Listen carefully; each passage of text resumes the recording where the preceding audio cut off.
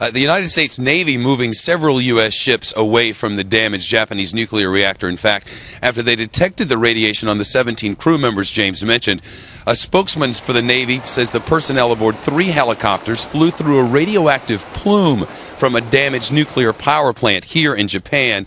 Officials aboard the USS Ronald Reagan now say the contamination was equal to about 1 month's worth of natural radiation, but the crew washed away all the radioactive particles with soap and water.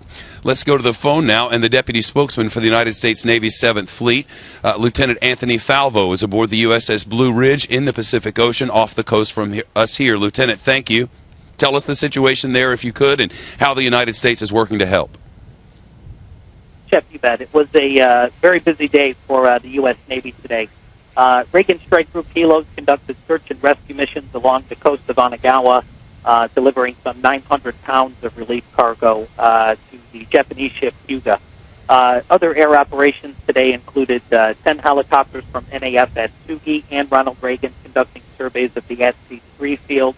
And as mentioned before, 2 U.S. Navy P-3 Orion aircraft from VT-4 in Kadena flew missions to survey and assess the debris fields at sea. So all in all, Shep, it's been a pretty busy day. I bet it has. Lieutenant Falco, all the best to you and the good folks there who are helping out the people here in Japan. As I mentioned a little while ago, the sun will rise in, I don't know, a little bit before 6 a.m. It's about 10 after 4 here in the morning now. A cold morning, and they're expecting rain over the next couple of days. One thing that they're working very hard to do is to keep any level of panic down to a minimum as much as possible.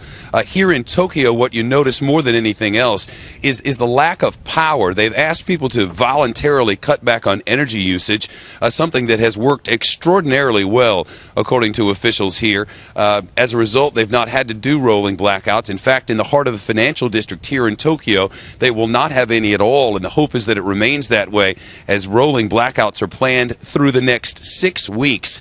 On Monday, the Nikkei dropped more than 6% on the news. The stock market will open here in about 5.5 hours, and they hope that the markets will somehow stabilize. Right now, the status of the Fukushima Daiichi nuclear plant is a big question mark here in Japan. We're getting conflicting reports about what's happening inside, and getting close enough to repair that plant is obviously extremely dangerous.